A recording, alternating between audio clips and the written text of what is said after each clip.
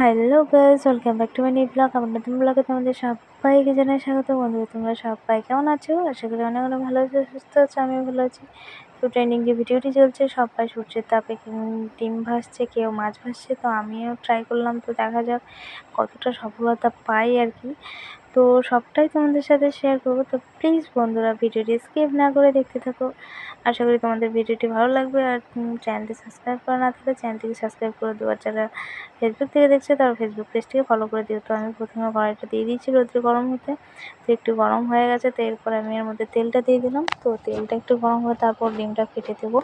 তো জানি না কি হবে, সবাই যে ভিডিওটি করছে তো বেশ ভালো দেখছি ভাজা হচ্ছে। তো আমার জানি না কী হবে আমার অবস্থা।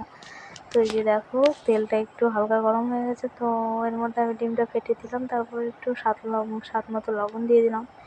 তো তারপর মিনিমাম 2 ঘন্টা পর যাচ্ছি ডিমের কাছাকাছি, দেখা যাক কী হয়।